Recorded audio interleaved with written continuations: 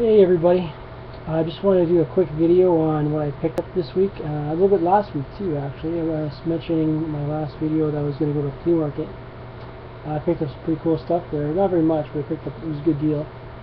And I got some action figures and stuff, and it's a special book, super special book I want to show you. I'm pretty excited about it. So I only got 3 new books this week, but I really like the cover on this one. It's an Infinity tie-in. It's my Avengers number 18. I really like the cover here. These are like 3 of the Skrull warlords. Oops. You can sort of see them there. That's the Super Skrull in the middle there. And basically, there's 6 warlords now. They've taken over the fractured Skrull Empire. The book is really good. There's a lot of appearances and stuff in here, like Ronan the Accuser, Shari, and a whole bunch of Skrulls, everybody. And they're all going to meet up with the invasion fleet that's coming. So I really like this dark cover with the light blue and the whites. It's a really good book. I enjoyed reading it. The only problem is I didn't notice it until I got home. Let's see if I can get a right angle on here so you can get a shine on it. Oh, here. Right in the corner, stupid little ding. As Sheldon from Big Bang says, that's a dent. So I bet it was a good read today. I said I only got 3 of them, so.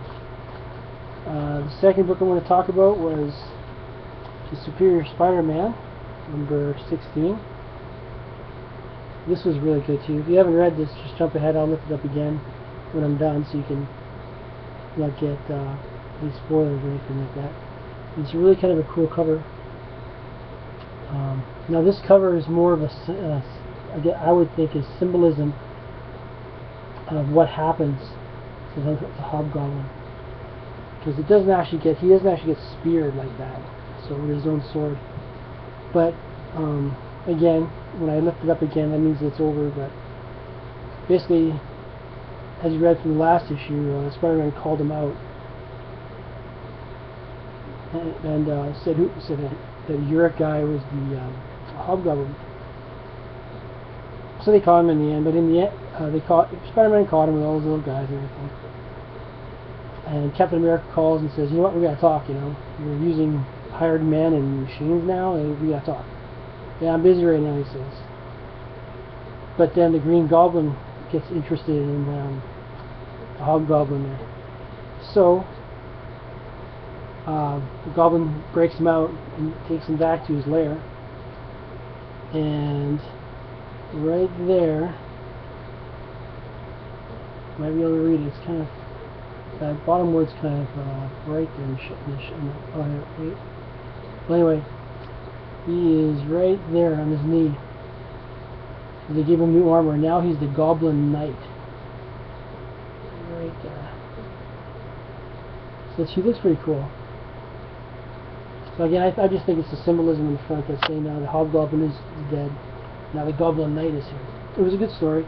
But finally, after all my queries and all my wondering what's going on here, Charlie and, you know what the heck is that person's name? Sorry. Oh, the Wraith. So the Wraith there, she grabs this one of Spider-Man's henchmen there, right there, trying to figure out what's going on. And finally, someone's questioning the fact. It says here, an offshore account. You know, he gets paid from he gets his bank account paid from an offshore account, and from the Cayman Islands, and it's like, Peter can barely, Troy says, Peter can barely balance a checkbook, let alone have some secret account to pay all these people. So finally someone's trying to, like, Captain America's starting to ask questions, and people are starting to ask questions, because like, this isn't the way Parker acts. So finally, after a year, 4 issues of well, for 16 issues, actually no, I guess it would be a little less than that, because they haven't figured it out. They're starting to ask questions. Now I do enjoy the book. It is interesting, but I like the whiny Parker. And This is still good. I like it. But at least people are they're starting to show people asking questions now, so that's good. Starting to show some interest in what the heck he's doing, like having henchmen or robots and all kinds of stuff. Just gotta place this here. So the last book that I got a new one is, of course, by Judge Dredd Fix. That's cool. It's a cool cover.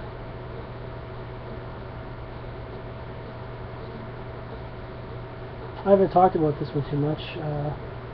Actually, I kind of wish I got this. I got cover A. Cover B would have been cool. See if I can get it in there for you. It's right there. And the cover was Dredd is watching you. I don't know, for some reason I thought that would be pretty. That would have been a cool cover to get to. Just a quick thing on this one. I haven't talked about this one much. I do enjoy Judge Dredd, of course. There's a guy here you can see. He's got some issues. He's got 9 eyeballs on his body, and he's sort of like a psychic guy. He can see the future, and he's Judge Dredd went into the cursed earth, and he's trying to deal with some situation out here, and they caught him, and he's trying to get away. And there's a vehicle that only this boss guy can access with his DNA. So Judge Dredd's like trying to, you gotta get some DNA, anything, just to get this vehicle moving, you know. So then the guy at the eyeballs goes out and he tries to get some hair from this big guy, the big boss guy.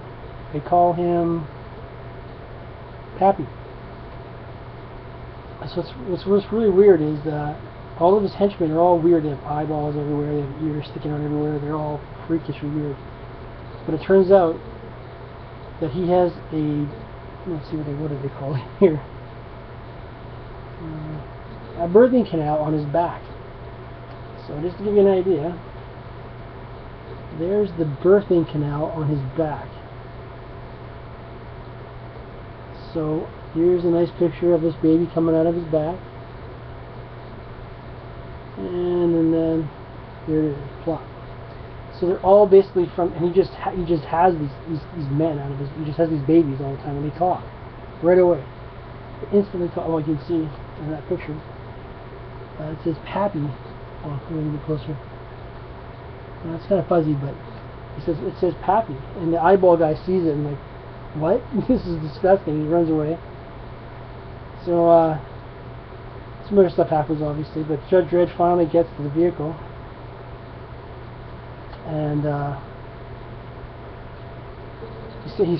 guy tells, what's his name?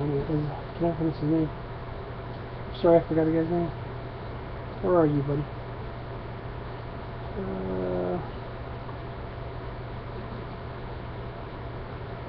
The main bad guy is Woodrells.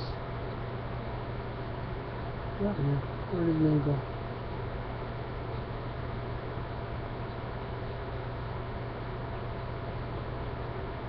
Sorry, I can't remember. I can't find his name right now. But it says DNA, but they're all from him, so they can use these other dudes just to get this vehicle moving. So what does Judge Dredd do? Let's see if I can get in there for you. See this guy jumping here at them. So what Judge Dredd does is grab him by the throat, smash the guy's face into the DNA reader, and it starts up the machine. So now they can drive the machine because you smash the guy's head into the DNA reader and they take off. So he's gonna be taking a vehicle and they blow up the whole amusement park that these guys are in. But what I found interesting at the last panel is he says, "Oh, I can't believe I'm seeing this." And at the last panel, you find these guys looking for Judge Dredd, actually asking me if he has anything for dinner, and needs to have dinner yet. Now this guy right here, controlling, he looks familiar. He almost looks like the movie guy from the Stallone movie, with the one arm and the robotic head and stuff. Kind of looks like him. Their name eludes me, but then the next issue looks really cool. That's the cover of the next issue. So Anderson on the front there, Judge Dredd, and these robots. So that should be pretty cool. So that's my new comics. If you ever have a chance, just pick it up once in a while. It's a fun read. So. Okay, I was at the flea market last week, and there was a guy there selling some stuff, some books and stuff like that. Nothing too much interesting. But, well, the first book I picked up was a magazine actually. It's in really great shape. Like it's like there's nothing wrong with this thing. One corner's a little rounded, but it was a Marvel movie premiere, The Land of That Time Forgot. This is a really cool looking cover to it. I read it through a bit. There's no advertisement or anything. It's a cool dinosaur and based on the movie. Photos and extra features from the mind-boggling movie of the mind-boggling movie blockbuster. So I asked this one person that was that near there, and he said, "How much is for this one?" He said, "There's no price on it." So like, $3. Okay, so I hold on to it. I'm looking around, and I find, I think it's a full set, but it was number issues 1 to 7 of Rima, the Jungle Girl. So there it is right there, number 1.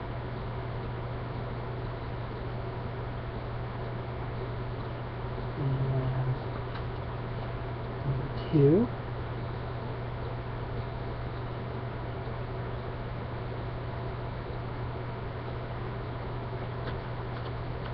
Number 3.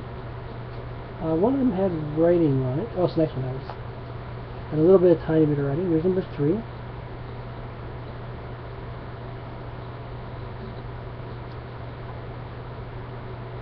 And number 4. And the writing is just under the 20 cents. So a little bit of blue writing there. That's okay. The rest of the book's really good.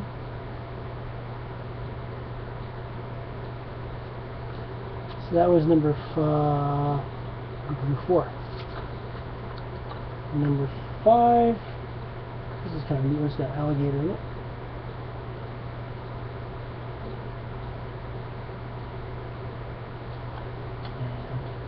And number 6 is a cool one. It's got a white jaguar or tiger or something in there. And this hunter's going to want to shoot it, but she won't let them. That was number 6, and number 7. It's got a bear on it, and he thinks that the little kid is hurting her baby, so Rima's trying to protect the little kid.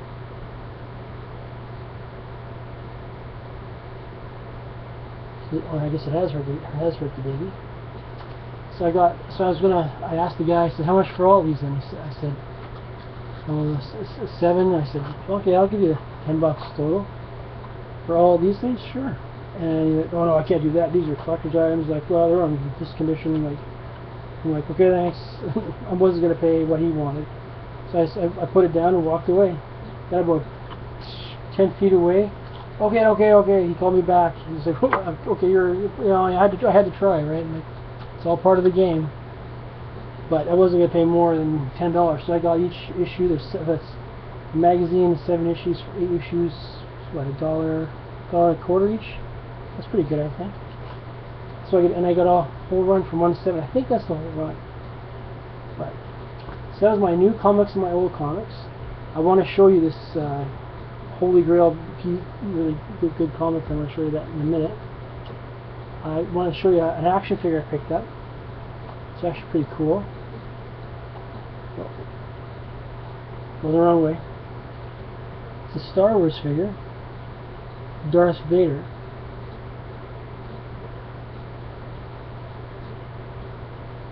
Now the reason I picked this up is we have the actor who actually played Darth Vader, not the voice actor, obviously, not James Earl Jones, but the guy who played the actual walking around. So I'm going to get him signed this at our Comic-Con in November. I figured I'd get that signed from him. And thanks to Spyro, I saw a video of his, and he had bought a Battlestar Galactica Viper. And so I was like, I was all excited. I love Battlestar Galactica. So I started looking online, because he said it's still pretty good price out there for it. Now I didn't get the same ones he did. I was pretty excited about getting these, but they were such a sweet deal, I couldn't resist it. Like the one was going for like almost over half of what I got the 2 for. So I got, and people were bidding on it. Obviously it was on eBay, but I got this. Okay, it is the San Diego Comic-Con version of the Battlestar Galactica Cylon Raider. Now it's hard to tell, I think, because my camera is not so awesome, but it's in silver, and that's a stand right there, and you can put it on the stand if you take it out. But it's got a description on the back, and of course all this cool stuff about it. But I thought that was really cool. It's all in silver from San Diego Comic Con. I got it for a great deal. Put it back over here, and of course the Viper. Now I want to get the one he had too. You had, Spyro, if you watch this, I want to get the one that you had too. I might even want to get 2 so I can take one out and play with it. But this is the Viper. It's sort of a silvery metallic, very shiny. Well, that's the Astro Box, but you can sort of see it's very shiny. And it's the Colonial Viper. Now this one doesn't come with a stand, I can see, because it has wheels, so it just sits on his little, I think it's, or his little feet. No, it's just little feet it sits on. So I thought that was really cool looking. I couldn't pass it up. So I got that. And now, what I was really excited about getting. Now this comic would be in fine condition if it wasn't for the one major problem at the top here, but honestly I probably couldn't have afforded like a copy if it was in that condition, because I've looked around and they're super expensive. But for just sheer eye appeal, and what happened with the damage that has happened to it, it doesn't affect the story at all. It actually doesn't even affect the staple, but there is damage on it. So I'm all excited. I was going to wear a special hat and everything, but I didn't do it. I just wanted to show you guys. I'm so excited. And it's a key issue, and it's a Golden Age comic. Without further ado, here it is.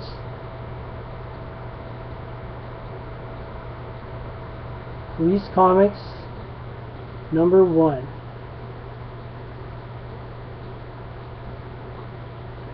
Go right to the bottom there. Now this isn't a repeat. This isn't a reprint. This is the actual comic from 1941. This is the first appearance of Plastic Man, the Human Bomb, Phantom Lady, and the Firebrand. Which is the Firebrand is the gentleman on the right hand right here. There he is. That's Firebrand. The first Plastic Man, the best stretchy guy. The Elongated Man's cool too, but Plastic Man's my favorite. My boy and I were really excited about getting this. The Human Bomb, which is a cool character actually, and the Phantom Lady, which I'm not too familiar with, but I have heard of her before. And the other person in the story was the Mouthpiece. Now there is some damage here. I'll take it out. I don't use tape anymore on any of my bags and boards anymore because I just don't want to risk it. Let's put that there. I have to get some Mylar for this one, but I don't have any Golden Age Mylar. So I definitely want to. I might even hang this one up. You can see that there is damage on the side here, but that's okay. It only goes about this high up on the book. You can sort of see it a little bit there. Not. It actually is still attached at the top corner here, so it mostly affects it just in this small area here. But other than that, if you can see it, I mean, it's beautiful cover, and it's really nice. It'd be a find for sure, I would think. And the back is really neat. It's got some cool advertisement for shoes, like advertising shoes and comics. And oh, it's got that great comic book. So it's funny when I took it when I bought it, I took it out of the packaging, and my wife's like, "It smells like old comic books in here." That it does, honey. That it does.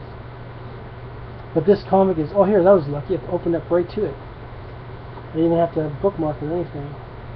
And here is the first Plastic Man story.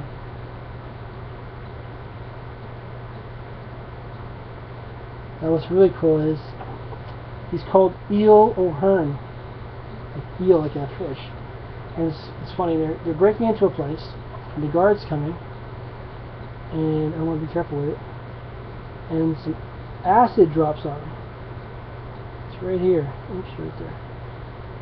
So, you know, he had his family. He had lost his family and stuff, and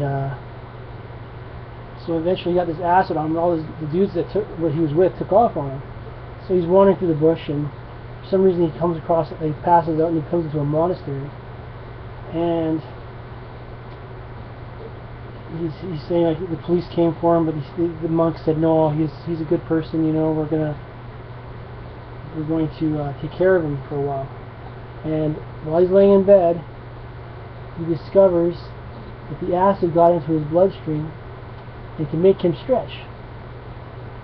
There's the first time he can stretch his face and his arms, and he decides he's going to atone for all of his crimes, and but he's still going to be O'Hearn, to fight on the good side. So he's still going to pretend to be a bad guy, so he can catch the bad guys.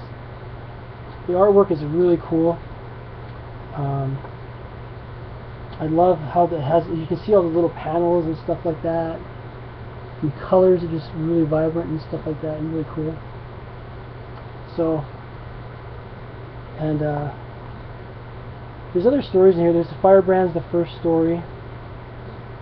He's kind of an interesting character too. I've had the 2 enthralled with this Plastic Man and Human Bomb. There's Firebrand. Just try to be real careful with it. I love this comic book. I'm so excited.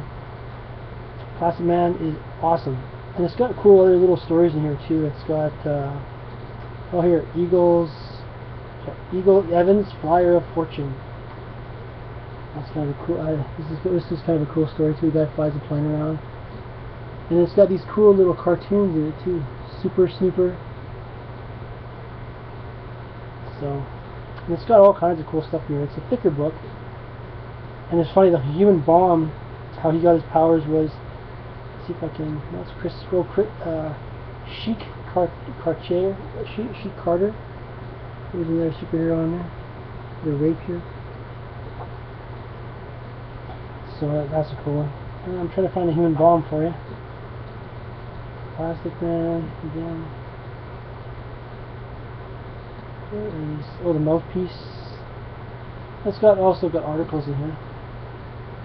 It's got some articles and stuff I can read. Oh, there's the Phantom Lady.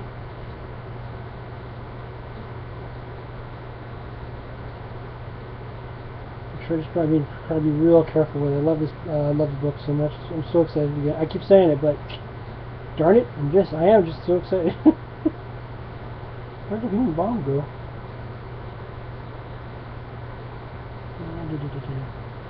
Guess I should have put little things in here to help me find stuff here.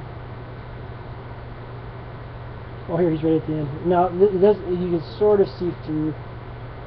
You can sort of see through the book. There's the hole starts right there where the Human Bomb is. It doesn't affect the story at all. It just affects the margin. And yeah,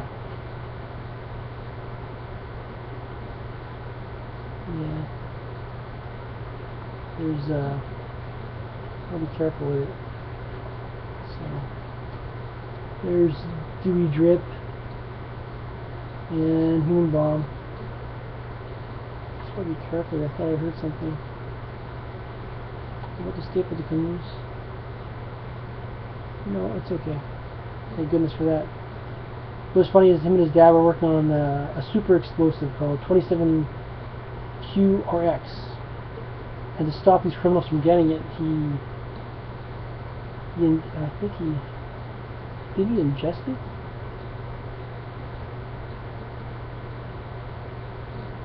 Yep. Roy thunders to the precious capsule, and he swallows it, and then he becomes the Human Bomb. You're developing a super high explosive in a capsule form. To protect it from the bad guys, you're going to swallow it? Okay. Obviously, I don't think I'd have the guts to do that myself, but yeah, it's okay. Just checking it out here. Sorry. But Police Comics #1, first appearance, really key issue for a lot of people, I would think. Because what don't you like about Plastic Man? The Human Bomb's pretty cool. And I gotta look at these other characters. Phantom Ray again, like I said for you. So, but super excited about getting this issue. Have to get some Mylar for this one. Just gonna put it away here real quick. Great addition to my collection. Pretty exciting. Which I keep saying, and my wife is driving my wife nuts. So there we go. One of my holy grails. Oh yeah. I think I've gone on long enough. Thanks for watching, and we'll talk to you soon. Have a good day.